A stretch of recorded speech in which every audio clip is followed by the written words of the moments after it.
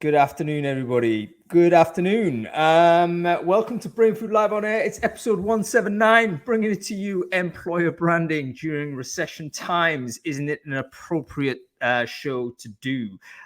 Listen, folks, you might have noticed it's kind of all changed because I'm currently sitting in my kitchen, and it's because I've got a bunch of painters and decorators in, and they're actually doing some work over here. So we might well hear them sort of as we go through. So I hope everything I hope that's going to be okay.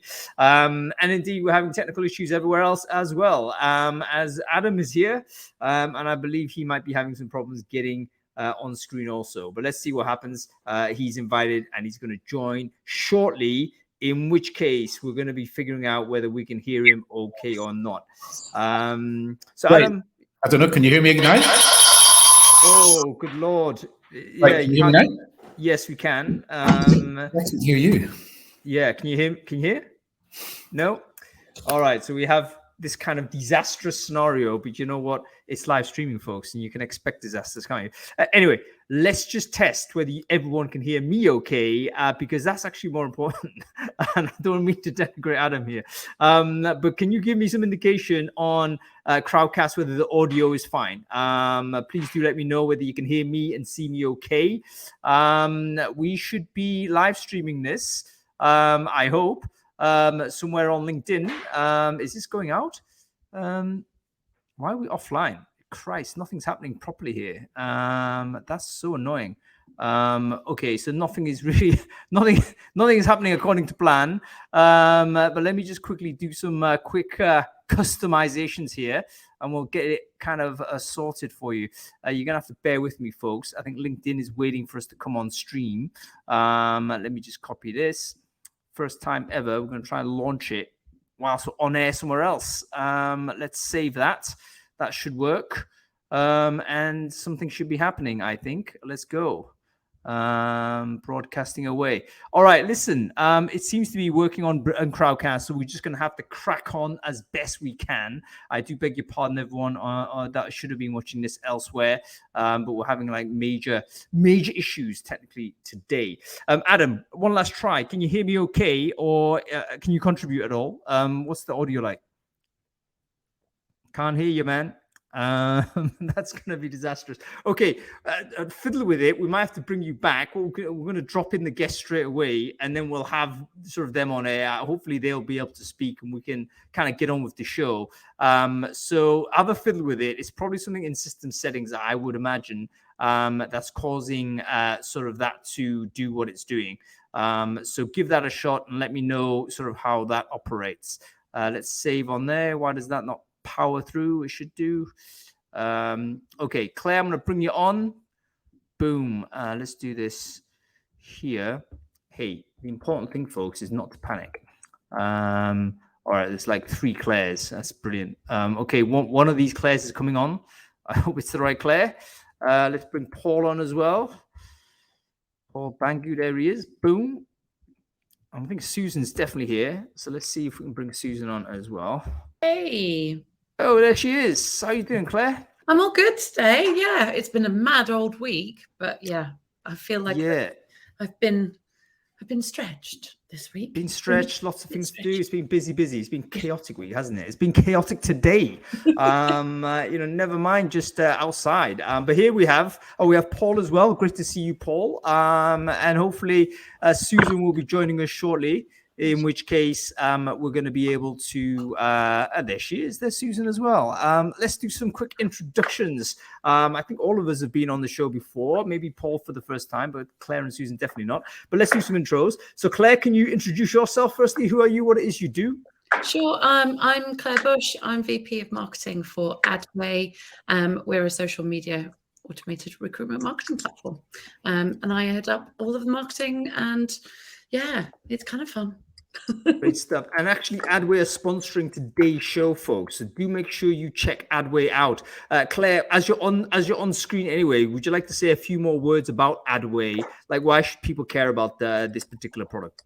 Yeah, so I've been doing quite a lot of work actually over the last couple of weeks. We're quite new. We're a Swedish business. We've been around since sort of 2018. We're operating in both the TA space and also the recruitment agency space, supporting talent attraction. So if you imagine that we have got a world where we're thinking about increased connectivity, increasing diversity of applications, and also that reach, that real sort of hard to find talent. Adway is that platform. It enables you to reach the total addressable talent marketplace. You're going in over social channels, but much more than the programmatic or just even job posting. We're actually enabling you to tell your stories through campaigns. So it's a much more smarter way, simpler way, a more effective way to reach talent. So there we go. And actually really interesting to see more like interesting recruiting tech coming out of the Nordics, particularly Sweden. Actually, there's a lot of interesting things bubbling away up there, so worth keeping an eye on. Okay, cool. Let's say hello to Paul. Paul, good to see you. Can you quickly introduce yourself? Who are you? What it is you do? Yeah, hope you can hear me. I'm not sure. Yeah, yep, great. We can hear you great. I work at BT. I kind of work in our employer branding, talent attraction space in a very, very complex matrix business that hires everything from folks working in our retail and contact centers all the way through to people working in our accounting departments and corporate functions. It's a huge tangent of skills that we kind of work across, and they kind of up and down in demand as we go through every week. So it's complicated. I had black hair when I joined BT 2 years ago, right? No, you've got a nice. You're a very mature, like salt and pepper thing going on. Yeah, well, thanks to BT, I've got that look down to a fine art. Before that, I looked young and like Gen Z. You're still looking terrific, as I'm sure the crowd would agree. Okay, let's move on to Susan. Susan, good to see you. Who are you and what it is you do?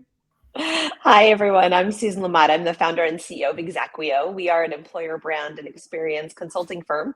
And ultimately, our job with our clients is to transform the employment relationships that they have with candidates and employees through insight, research, brand, and the candidate and employee experience. Fantastic. And you've been doing the EB side of things for a long while now, haven't you, Susan? So you've seen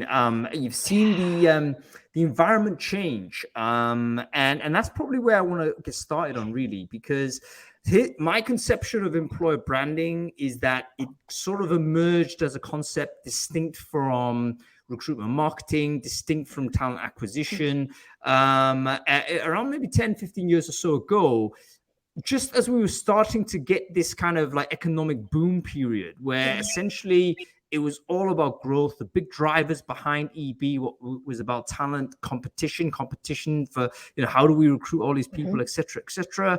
And it seems that we're now heading towards a slightly different sort of scenario where maybe for the first time we might be looking down, economic contraction, significant recession.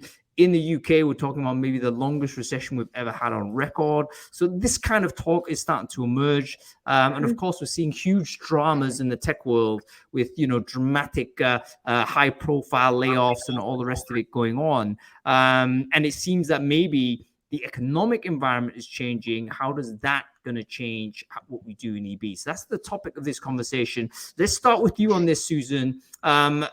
What's your sense of this? I mean, has anybody put into place any sort of like dynamic way of addressing market conditions, or have we built EB around the idea it's all going to grow and we're just going to, recruit against competition as opposed to an environment that we might now be seeing? So I'll give you the standard consulting answer, which is it depends. It depends on the organization, and it depends on how they've set up employer brand and where employer brand sits. For those people who don't know, the standard definition of employer brand is branding and marketing the entirety of the employment experience. And so recruitment marketing is part of that, but it's just a subset. So strong strategic EB teams, even if you're an EB leader of one, you're building an employer brand to think about that entire employment life cycle. And so if you're smart right now, you're just shifting your efforts. You're shifting your content. Maybe you're doing less external content and you're doing more internal content. You're shifting your stakeholders. Maybe you're working less with recruiters and more with managers, hiring managers focused on internal mobility. So that's all part of the strategy and kind of keeping an eye on what's going to happen if in fact we actually do enter a recession that's as bad as, you know, some sources say it will be. But that's also, they don't know yet either. There's so many mixed signs in the economy, and that's giving me a lot of pause too as we're talking to clients. What is the so hang on, we've got Adam back here as well. Thank you, Susan, for this. Adam, just a quick sound check. Can you hear us okay? Yes, I can. Amazing. So it only just occurred to you to switch your laptop off and switch it back on again after all that. And it worked. Dear, oh dear. It always works. Lowest hanging fruit. You know what I mean? Jesus. All right, let's let's move on from this. Okay. Have a little flavor of this, Paul. Sort of your experience working in house. What's the sort of instruction or brief you've been getting at all from the business about what you need to do with EB? Have you been given more or less, you know, tabula rasa, you can do it as you wish, or is it a case where people are starting to you're getting some signals to say, actually, Paul, you know, we need to be starting to say this in these types of conditions? Can you give us some sort of input there? Of course, yeah. Very. Some of the stuff that Susan mentioned is on point with us but it's in a very, very complex business like BT. There is a real skills shift in us as an organization. So, you know, over the last couple of years, our demand for technology and digital skills, I say digital in a big, has grown immensely. And that demand is not looking like it's going to go away, because the digital transformation that we're experiencing as a business, and we are a budding technology firm. We've come from a telco, we're a budding technology business.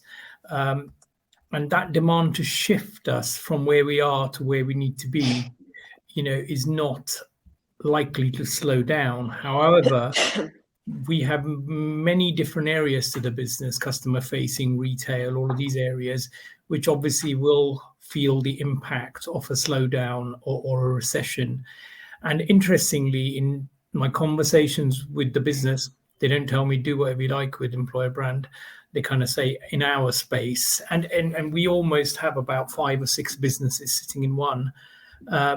We have parts of the business where we've already switched our focus to internal engagement, retention, productivity, all of these. So we're already there. But we're going live with a campaign as of next week, working with internal comms, and a significantly big part of the business, about 15,000 folks, where we're going to talk about engagement, retention, because we do realize that, you know, we are not that far away from the Great Resignation. That hasn't completely vanished in certain areas for us. In certain areas, that's still a problem. So, or problem, perhaps a challenge. And that way, the way we're working in different parts of the business means that we can actually get the right conversation or the right way to converse with our audiences, be they external or internal. We have to revisit what we were saying perhaps 18 months ago, because I think that rhetoric is changing. But we as a business have a very, very fluid employer brand. It's impacted. Our half-year results came out yesterday. That has an immediate impact on perception and how people will react to us as a business they want to carry on working with, or you know, if they feel that their annual bonus is at risk. Do they think that, you know, that's where they want to stay, or do they want to move on?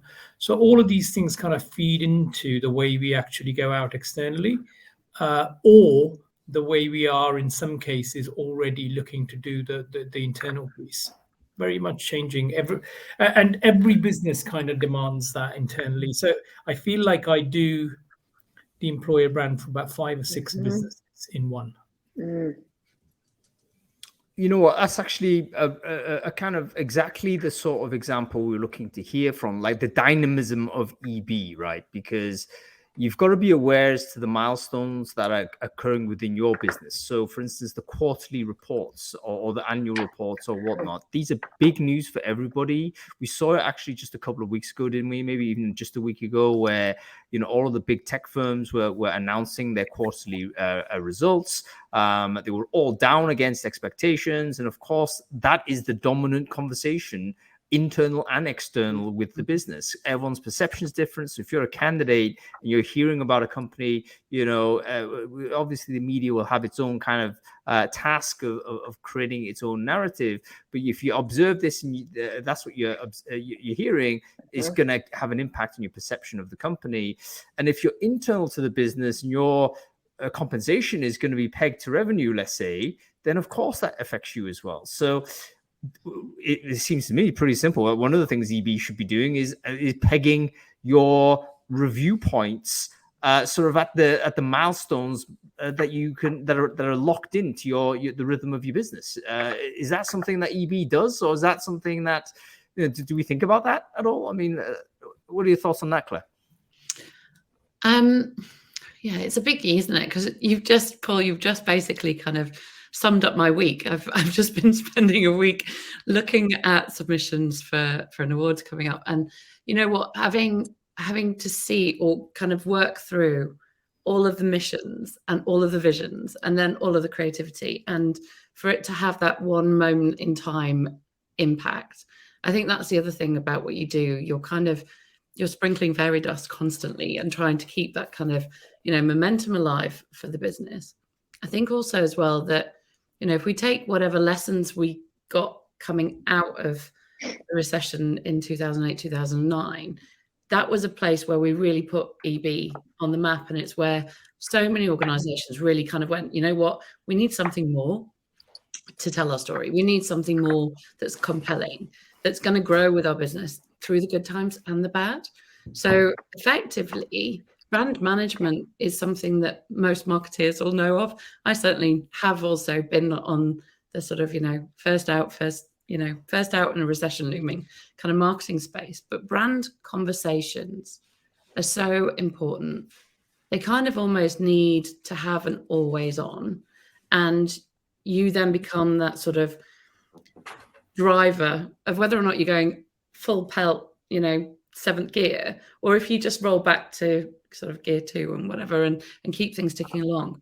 But for me, it's about how does that affect all of the communities, all of your internal business units, all of the stakeholders, not current employees withstanding, but also those that know of the business reputation outside of the business, those that may or may not be future hires, or those that were hires and have since left, because they'll carry the ripple effect as well of all of that brand messaging. So yeah, I just think it's such a really big and deep conversation. But there's lots of questions like, realistically, have you got that dashboard right now? Do you know where you can kind of dial down the big jazz hands and be more subjective to the fact that there's layoffs, or there's parts of the marketplace that are under immense pressure to find talent, because those different nuances as well are going to come through. I think that one of the things that's occurred to me in this and we've witnessed this in other moments that are where there's an interrupt in the world, right? Some thing has occurred, typically a terrible disaster. And one of the things that's always kind of on my mind when that happens is, look, I hope everyone's checked their content schedule. And maybe just put a pause on that, because you need to see what's actually pre-scheduled and going out. And you might have no clue, like you would have forgotten about it, because lots of people might have pre-scheduled way in advance, like 6 months, 12 months out, if they have presumed that this would be, we're going to say this, we can't imagine the world is going to end up like this. And they've just left it there, and it's some sort of machine. And you've seen sort of tweets come out and posts come out, and you think, wow, that's like just couldn't have timed it worse at this moment, and it's going to be so damaging. So I wonder whether in other words, is disaster recovery, has disaster planning something in EB. Do we think about this in our industry, or is it all generally jazz hands? I mean, I'm tempted to say it's generally jazz hands because it attracts that type of person that wants to be the positive, wants to give the plus, shine on things, the fairy dust in your term, Claire. Whereas if you look at people in DR, they're usually very, very different personality types. You know, they're always looking at, you know, Adam, you got an annoying face, so I'll bring you in a sec. But I mean, I would just, as broad strokes, the personality types I think are different. People in disaster recovery, I think, are very much always looking at risk, you know, the situation, and it's actually I won't say paranoid, but it's a sort of mentality. If you cultivate too much, I think it does dampen your ability to do the fairy dust. You're going down two different neurological paths, I think. Anyway. You're going to say something, Adam? Yeah, the first thing is you can't possibly schedule your employer branding content 12 months in advance or even 6 months in advance. Probably about the furthest in advance you could really be going is like 2 or 3 weeks, because the world changes so fast. So anything I think might be relevant in 6 months is definitely not going to be relevant, because everything the world's spun so many times since then, probably in the wrong direction. So you need to be completely agile in this. This is true, right? But the point is, people have done this, and I think it's very common. Campaigns run for months and months in advance of a launch date, and hundreds of thousands of pounds are being spent on campaigns. Massive, all-consuming, and then there's too many news articles about one particular word, which literally can throw everything out, and it's all in the bin. But these things do take months to create.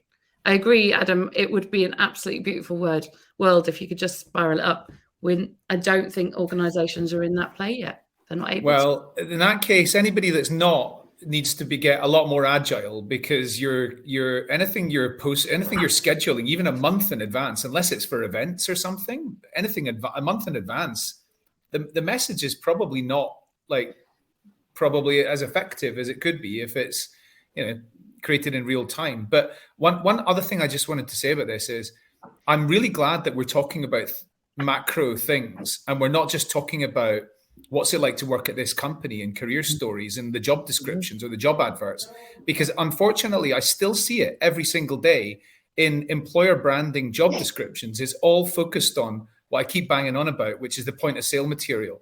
And that's not what most people are interested in, unless they've already become attracted to working at your company, which most people have not at this point. We need to be building relationships with people long before we're giving them the sell or the jazz hands bit or whatever it is to get the call to action, which is to get them to apply. And I'd really love to see employer branding professionals and teams going much higher up the funnel and working out what's the best way we can use our amazing skills and tactics and things to bring people into our domain long before they're ready for a conversation, rather than just this intense focus on the application bit. But those companies that have adapted really well in the last few weeks, as we've gone, you know, further into the abyss, are the ones where they've got the teams and the skills who can really adapt to, you know, doing a much more impactful and holistic job. See, I don't think anyone's adapted. My issue with this is I don't think anybody has adapted. We set up our EB teams in this way, and we just truck on, and then we encounter this externality, and then we just it's not adapting when you're stumbling around. You know, you can't call yourself agile if you've had crap, switch off the buffer scheduler. That's not agility. That's like failure to organize. That's simply you're not set yourself up like that. So I just wonder whether it has anybody set up any kind of plan that you can be deployed, and it's a sensible thing to sort of implement industry-wide. So, for instance, let's say there is quarterly updates. Probably EB should be aware of when those updates are, and they should have basically two types of message plans to say, you know what, if we've knocked it out of the park, it looks like this, that's when we go the big jazz hands thing. Of course, we hammer it hard. If it is that actually we've gone below target, you need to have a different message, different tonality, and deploy that. I don't see many organizations playing sort of the if or then type of scenario. They've generally gone one way. I mean, correct if I'm wrong, Paul, or anybody listening to this in the crowd, do you develop multiple plans or multiple message strategies depending on predictable moments where there's a fork in the road? So we're not talking about random black swans. We're talking about stuff that is happening that you can predict is going to be a big deal. Yeah, well, predicting the outcomes of something that happens in our business and the impact it will have on people's perception of us as a business is sometimes very hard to kind of put a measure on. Simple things like, we're a unionized business, so we would potentially have industrial action against us through colleagues across the business, right? And to have a jazz hands campaign while there's folks outside the door holding banners up, right, is literally, counterproductive times 10. So, we have to be very agile, very, very agile. We have to sometimes manage leadership styles because leaders think, yeah, that's a little bit of noise over there, but I'd rather make a lot of noise over there because that's a lot more important to us in the long term. Yeah, great. But if you have a very, very fluid employer brand like most organizations do, I think you have to respect what's happening on a daily, weekly basis and be prepared to let your personal commitments to a campaign or your excitement about what a great job you've done, or doesn't it look fantastic, aren't we great? You probably have to leave that at the door and make a very business-driven decision as to whether you are probably going to step away from that for a week or two while you decide whether dust has settled or not.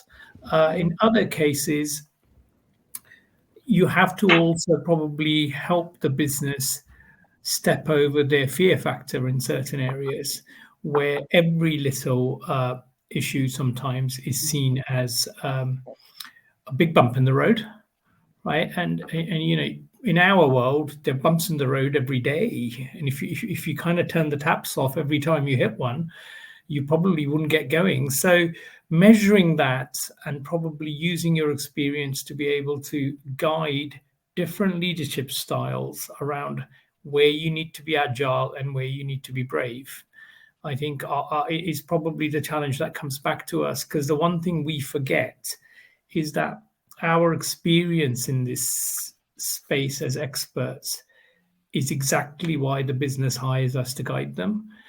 Getting campaigns done is achievable at most levels from a tactical perspective, but that guidance around experience, step back, readdress, change the noise, change the conversation, change the way you're communicating with your talent.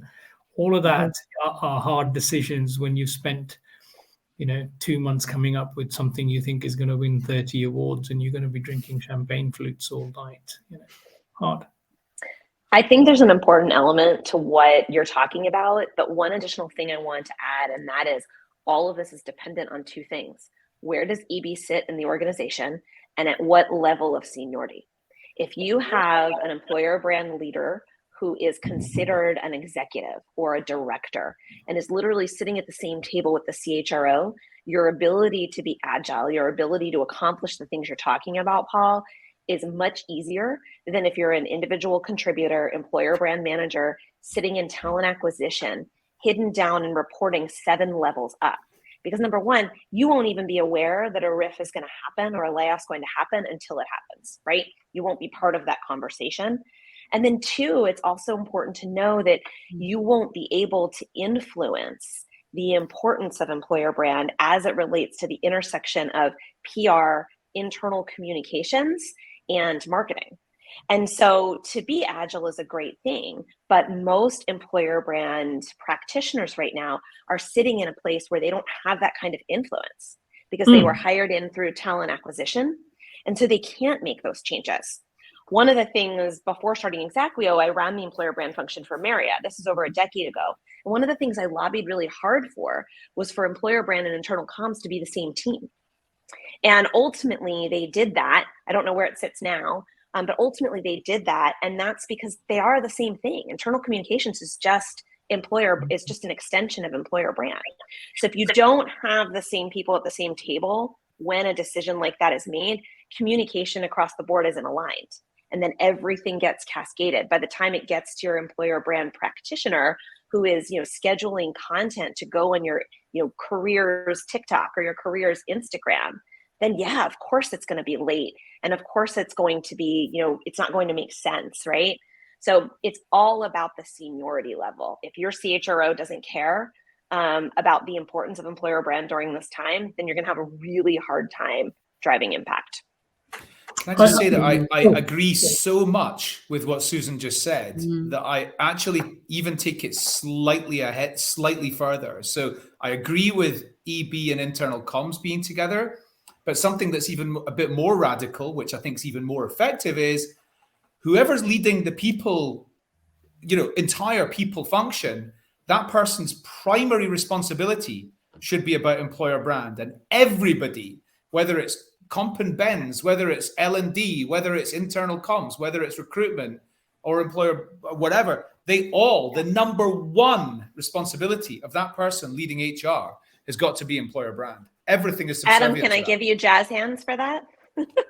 Everything is subservient to employer brand, is my opinion. I'm a massive advocate of that joined up thinking, and to your point as well, Susan, one of my sort of notes before we came on, one of the tactics I wrote was find your allies in marketing. And literally, I don't know, the last 10, 15 years of my career, employer brand and consumer brand have sat in my hand. So I've been really fortunate to be able to kind of have a sort of view on both sides, like where am I taking the business, but also where are the people taking this business that I'm representing. So to be joining up those kind of sentiments, I think I've just kicked Adam out. It feels like I have. Don't worry, I was getting tired of him anyway, so it's done. Oh, bless. But no, it's really important. I think that whole allies within, your point about having a voice at the table is so important. And if you can't be there because you're not at that level, then find someone within the organization that can really be that juice, if you like, that kind of noise coming in to help you to really navigate the messaging. Sorry. Sorry, Paul. A very quick one. So there's a couple of things Susan mentioned I thought really important. So recognition of the seniority of the function is critical to whatever approach you might actually adopt. So this might require some kind of look in the mirror, hard truth type of stuff. If you are there literally as an adjunct of recruitment marketing, let's say you're there just to pump it up. Okay, great. You recognize that's what the role is, but your ability to then, create a dynamic strategy that's able to react very, very quickly to external issues, that's going to be difficult for you to do because you're going to come to the information late. So number one, where do you sit in where does the function sit in the hierarchy? And the second point you mentioned, I thought very interesting, was from a structure point of view, what is the closest relationships that you have? We just had, I think Catriona was saying there was a move in her organization of EB out of TA and into internal comms, or into a group communication, which is both internal and external. And actually, I think Catriona is saying she initially objected to this. Presumably, you're in TA, so you didn't want to lose the EB folks. But it might make more sense because these days, what is the difference in internal and external? Oftentimes people externally gonna find stuff out that the internal person does. We have internal people doing day in the life off on TikTok all the time, so they're showing you what internal looks like.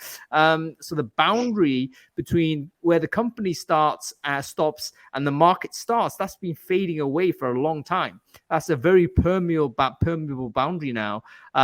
So yeah, maybe it deserves to sit in comms, and then people can find the information out at the same time. There's no reason why there's a hierarchy. Look at leaks, for instance. One of the biggest problems that you have with EB actually located there is if you're not announcing things in a universal way very quickly, or even at the same time, they're going to find out in some other fashion, and that's going to be very tough. So for instance, just to use an example, let's say redundancies is very topical these days. It's very difficult for you to have a conversation with one group of people and saying, hey, listen, we're going to make redundancies, it's going to be these guys, and for that information not to leak, right? And if it leaks, it drops on Twitter somewhere, it's on Pastebin or whatnot, someone picks it up, guess what? There's hell to pay. There's no plans for that. That's just a firestorm. You're gonna have to do something really drastic. Which, by the way, is part of the reason why I think you do sometimes see what appears to be very drastic guillotine style redundancy announcements, because they're trying to do the universal thing ahead of everything else. Now, I'm not defending or supporting one thing or the other. We obviously know today Twitter have announced massive redundancies. That's actually affected recruiting Brainfood, by the way. I don't know whether you received my email on that, but we're probably going to move off a review, which is owned by Twitter. We're going to try and port this weekend. So I've got a lot of work to do to make that happen, but I think that's what we're going to try and do. But basically, I think all the review team have been made redundant. So this thing is going to be zero supported going forward. And it's going to be sunsetted anyway in about 6 weeks. So very sudden decisions can happen, in which case you err towards, okay, let's get all the information out at the same time. So let's talk about that as in a particular example. Handling that hard redundancy side, what does EB do in this situation where there are some layoffs that are needed to be made? How do you balance the requirement to be giving everyone the information at the same time, avoiding leaks, but also trying to do it in a humane way? Most humane ways to do it person to person, one-to-one conversations, guess what? You can't scale that. So how do you do it? Let's go around. Thoughts on this? Susan, you want to give this a crack? Yeah, a couple things. One, I think it depends a lot on where you're geographically located, because there are a number of laws that will impact your ability to communicate, how you communicate. In the US in particular, there's laws around notifications required for layoffs or redundancies. And so a lot of organizations will be strategic. They will lay people off in a staggered approach so that they don't meet the threshold, and then they don't have to communicate in advance. So number one is to be educated. Know what the laws are in your space, know what the potential crisis implications are and what that means for your organization.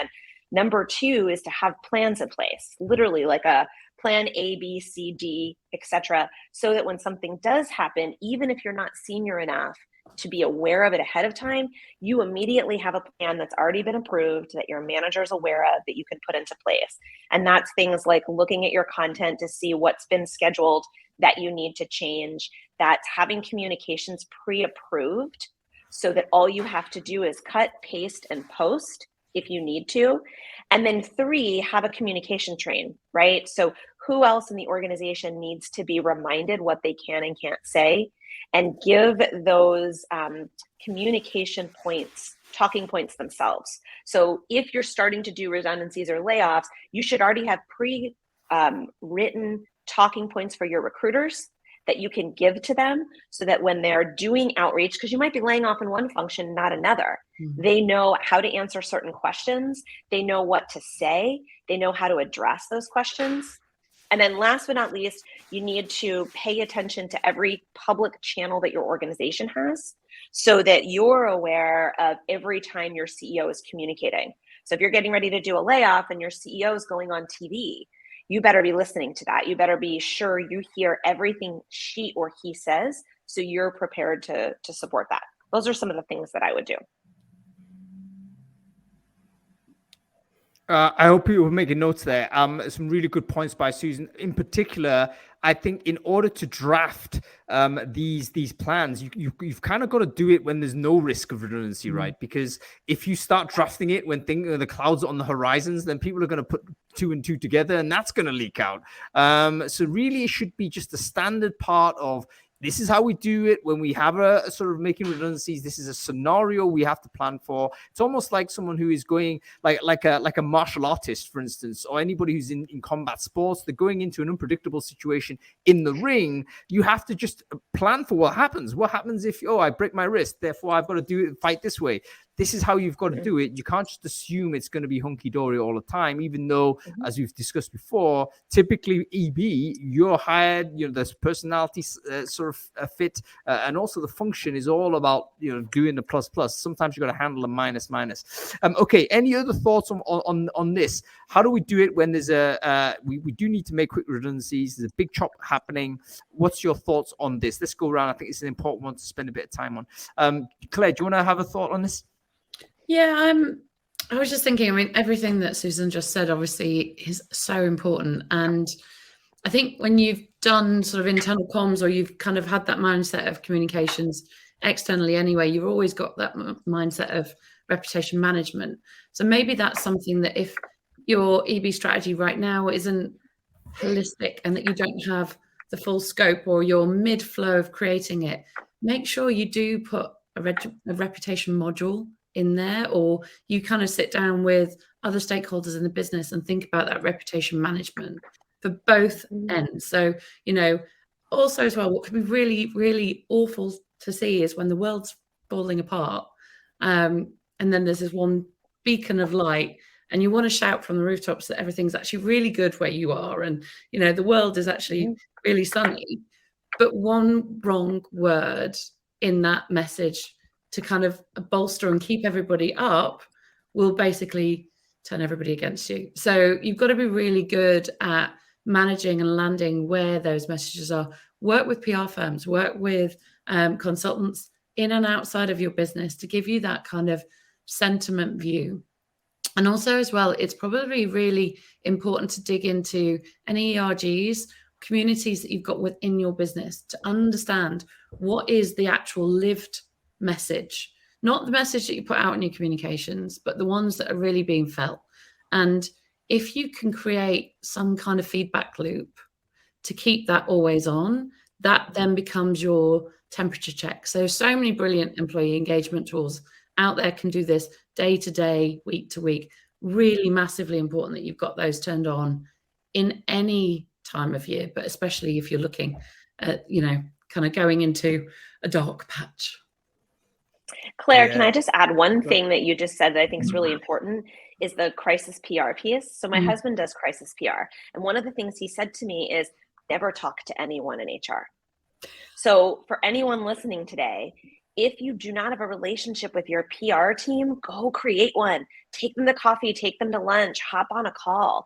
Because I learned so much about crisis PR and how that works on that side of the business just by talking to him. Because most people don't have access to those resources from where they sit. Yeah, definitely. And it's kind of almost like the dark arts of internal comms, or just communications anyway. And quite a number of firms and organizations I've worked with, it's always been at arm's reach because we don't really need it. We don't need it on all the time, but it is absolutely essential for organizations who've got reputations that are wildly sped. Any organization with, 200, 300 people should have PR, should have some kind of comm strategy there. I think this is just such a fascinating moment to talk about all this, because you can see some companies really execute well, some companies execute very poorly. Some companies don't care, and some other companies seem to revel in having bad PR. I mean, I get the feeling, particularly with Elon Musk, for instance. I think he not only doesn't care, but he wants to cause. He wants to kind of create strife. So he's very confrontational in approach, which, to be honest, if the new Twitter ends up being that kind of company, then it's going to attract the sort of people that are prepared to work or happy to work in that environment. So maybe it's a giant self-sorting plan. I think, again, people who follow SpaceX, Tesla, those kinds of businesses, I believe they're very similar types of organizations in terms of the culture of it. So, this may be his way of just shaking the tree and making sure that the ones that hang around are the people that are, his people, so to speak. But in any case, I think roundly lambasted from anybody within the Brainfood community. I don't think there's much sympathy for his approach. And I think someone did mention in the chat there, Stripe is a company that also made redundancies this year. 14%, I think, have been made redundant. But 1,000 yesterday. Yeah, a lot of people. But the CEO wrote the sort of message that was very well received. It was like, okay, this is tough to do, but you can read not only the generosity of the severance, but also the generosity of tone.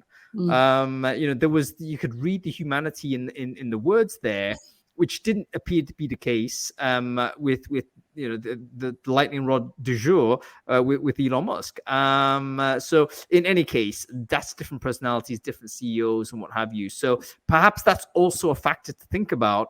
Who is the CEO of the business? Who is the person that has made that decision, for instance, and what is their level of concern for this type of stuff? Because if they don't care, then there's kind of a limitation as to what you can potentially do about it. Let's talk about that in a moment, because I want to take just a mini break here, as we always do in this show, because Brainfood Live is a conversation starter. It's never going to be a conversation stopper. It should never be a bottleneck, but we do have to come off air in about 15 minutes. But the conversation shouldn't stop just because we have to leave. So if you're interested in having this chat and you want to continue it with other people that care about this topic, take a moment, take your LinkedIn URL and share it in the chat stream on Crowdcast, and then make sure you connect with everyone else who has done likewise. Worst case scenario, you're going to end up with a dozen people that really care about employer branding, and you could have this conversation any way you choose after that. Make sure you walk away with a fortified network as the minimum value you get out of this show. Okay, so CEO, how much of a psychologist do we need to be in EB to understand? Can we use the CEO in this tough scenario?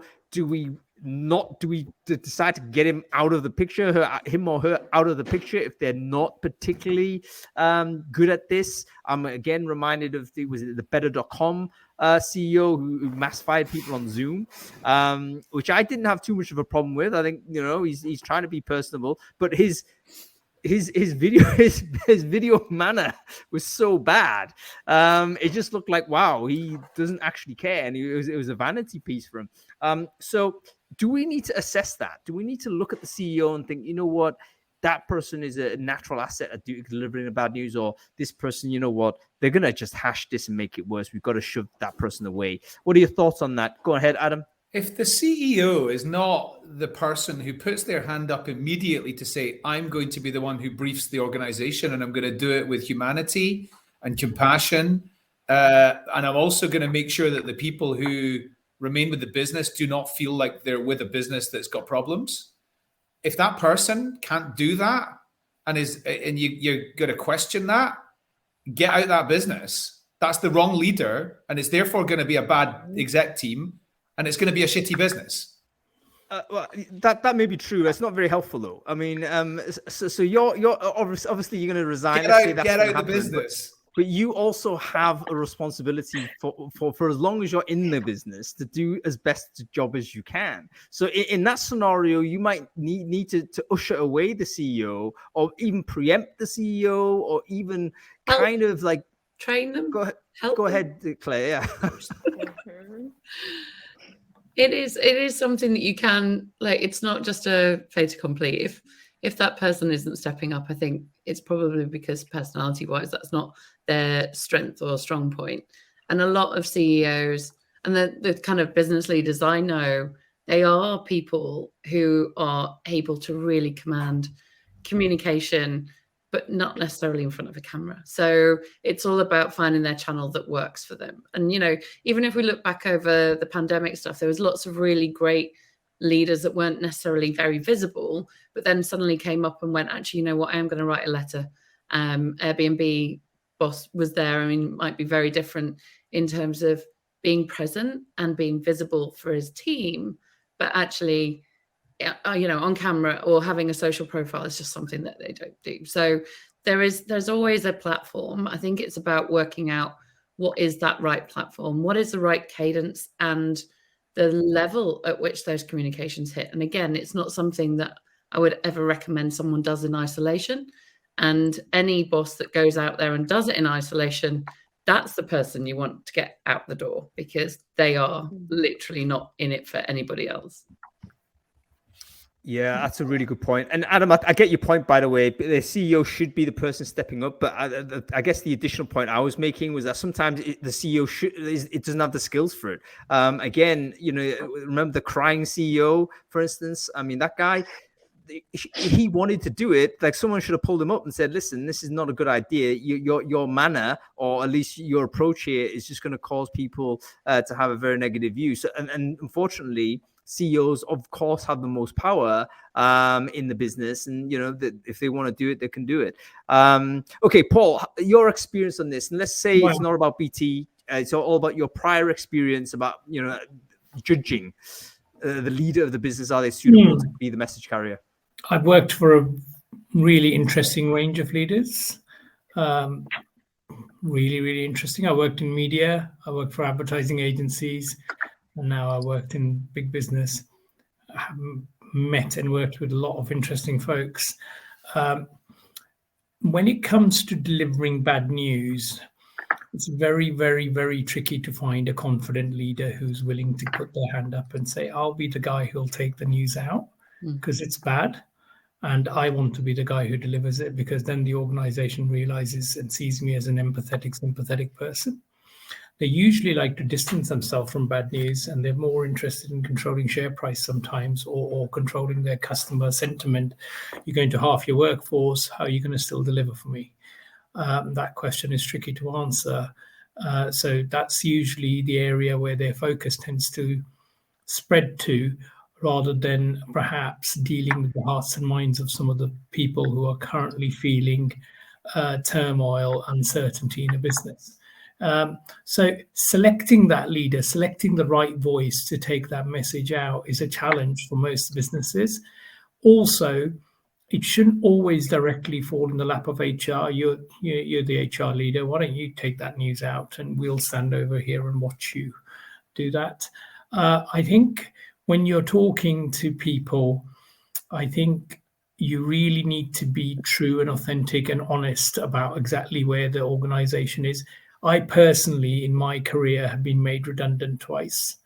And the first time I probably took it as a personal slight. I questioned whether I was the right person to be kept or let go. The second time around, as I matured and grew up, I kind of realized that, it's a ship with 500 people on. And if 250 people don't leave the ship, all 500 go down. So you have a responsibility as well, if you work in an organization, to accept the fact that sometimes the organization needs to change to allow it to survive, because it is an organism within its own right, and you are feeding into that.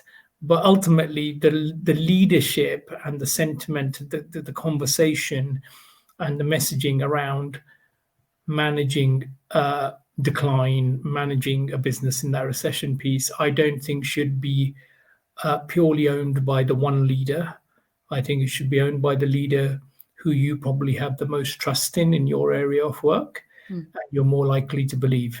Otherwise, everybody will have PR folks writing crisis management notes for them, which they will read out and go, aren't we all in really bad trouble? By the way, I'm just about to go and climb in my helicopter and fly off to the ski slopes, but you guys digest that bit of information. I think if it comes from a leader you trust and you worked for and you have real sharing empathy with, I think you will take the message on board a lot more accurately and probably believe the message a lot more, rather than just have the PR machine of a business turn internal.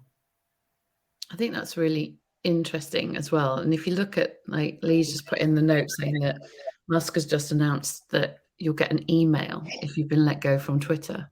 But the total dichotomy of what you've just said there, Paul, is you've got someone who really doesn't care about the optics, but is doing probably what, without the emotion, is what we're talking about here. He's saving his ship, but at the same time is doing it in a way where actually right now for us, because of what we've just been through, maybe even is heightened because of what we've just been through, the relationship between employer and employee has now got so more emotive. We're so much more compassionate as leaders. We're so much more in tune with feeling state, as opposed to get the job done, just get shit done, all of that mentality that was, kind of previous years. And I wonder whether or not as well, we're just feeling this a lot more in terms of, the stark difference between Musk's reality at Twitter and the employees there versus our businesses right now, and we're heading into recession. Yeah, sorry to interrupt. The one thing is, I think we're getting distracted by Elon Musk in this space. I think Elon Musk does not need that organization or that business to survive or die. It does not impact his life or the life of 400 generations of Musks after him. So it's a red herring. The way he behaves is more to court interest and notoriety than it is to actually deal with the cash flows of Twitter or a business like that. I think if you take him out of the conversation around how an organization is letting people go, I think it's better for us to focus on other organizations where people have an investment in the outcome and the success of that business. I don't think Elon Musk bought Twitter because he needed to make it the biggest, communications platform. It's just because he does not want to get left out of the conversation. And by owning a media platform, he's center of it.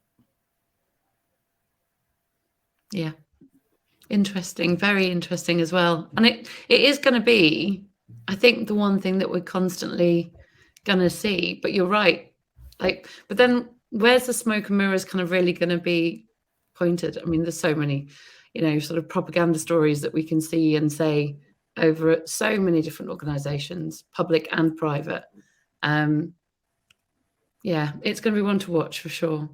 But it doesn't make your job. I do think we have to be realistic, though. At the end of the day, it all comes back to why all of the different functions have to sit at the table, because employment is a relationship, right? The way that we see some of these leaders, like the crying CEO or Elon Musk, they're treating it like a transaction, right?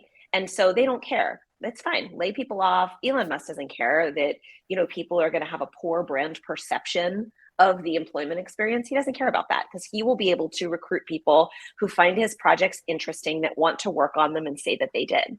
It all comes back to the kind of employment relationship you want to create. And when you go through an activity like this, that I've had the fortune and misfortune to go through on all sides of the table, that's why you need everybody. You need someone to represent the employee and say, hey, we have to have empathy. We have to consider how this is going to be received. But you also need legal there too.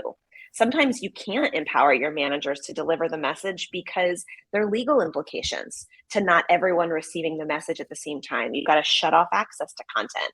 I'm not advocating for, one way being right or wrong, but in large organizations, these activities are so complex. The best thing to do is have every interest represented at the table, and ultimately remember that there's a human being at the center of all of this. Our work puts a roof over our head. It puts food on our table. And so if you can have that as core to whatever strategy you choose, regardless of the laws around you, I think that's what we all need to do as human beings. I wonder then if I can ask a question. Has Go ahead. Has the pandemic empowered employer brand to be more emotive and to be more empathetic and to be then more important in terms of employee engagement and growth? Love that question. I would say from where I sit, 100%. We did, I'll pop a link in the chat. We've spent the past several years doing a lot of research around the employment relationship. And what's happened is this shift from employment as a transaction. I went to Starbucks this morning, I got my coffee. I take oat milk in my coffee. If they don't have oat milk anymore, I'm going to say, thanks, Starbucks. Tell the barista you've been lovely. And I'm going to go down the street to a coffee shop that has it. That's a transaction. I have a need. They're benefiting my need. Employment's not a transactional relationship. It's a communal one. It's where you have to have a series of what we call in social psychology. You have to have a series of common goals that you're trying to reach together. And the difference with a communal relationship is that you see someone has a need and you meet their need regardless of whether you get a benefit to that need. And the social justice movement and COVID, the past several years, have just increased the belief and the subscription that employment is a communal relationship. And that's why you're seeing it be more emotive, because people realize it's not a transaction. I think there's some leaders like Musk that are still treating it like a transaction. And I shared a link that's got a little bit more of that research and insight into it. But it all depends on how you feel about it. And I think employees are reacting to that in general. And that's why we're seeing that shift. Well, coming to the end of the show, folks, I want to end with kind of a kind of a controversial point, but it's kind of backing up what both Claire and Susan have said. Is it possible that our relationships with work has become perverse in a way, in a sense that it's become too emotive? So yes, we agree it's communal, but it should be more transactional, because it fundamentally is about revenue. We're in a capitalist society. If you're not making profit for the company, you're making a loss. And in that circumstance, should we all not be more realistic about our relationships with it, and therefore not sort of invest so much emotional energy in both ways? In which case, we might be able to slide in and out of different organizations a little bit more flexibly.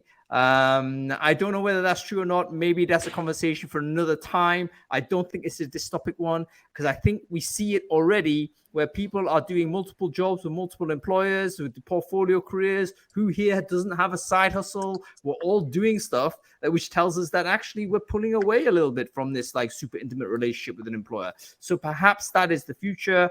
No defense of Elon Musk, but I just wonder whether he might be just saying, yeah, this is how it's going to be. Just stir it even further, move it forward. Who knows? Anyway, listen, we have to say goodbye to everyone. Thank you so much for watching. Thank you so much for our guest, first of all, Paul Bhangoo. Great to see you. We'll definitely get you back on. Susan, LaMotte, great to see you again. Wonderful to get your contribution. Adam, thanks for all your efforts in coming back on and all the rest of it. We've discovered sort of IT support 101, which is always progress. And Claire Bush, great to see you. Wonderful to have you on the show. We'll definitely, I need to talk to you anyway, but I'll ping you after this show. So, all right, folks, hope you've enjoyed it. By the way, Brainfood Bake Fresh not happening on Monday. Adam, we have a new way of doing it, because it turns out that Substack has a chat option. So I think we're going to try and do it on Substack if that's possible. I don't even know how that works. But I'll figure it out this weekend. I'll pump it out by the email, and then people can kind of figure it out from there. All right, we're back next week. We're talking Boolean searching. Is it broken? We have Irina Shamaeva, the one and only. In fact, she's the only person I know that's able to write a blog on why Google search is broken, and have Google search team actually comment on the blog and say, yeah, I think it's broken. You're right. And so she is going to actually do a presentation for us on this. It's going to be amazing. We're going to figure out what the next generation of sourcing is going to be like. So make sure you follow the channel and register for that show. Okay, folks, that's it. Have a good weekend.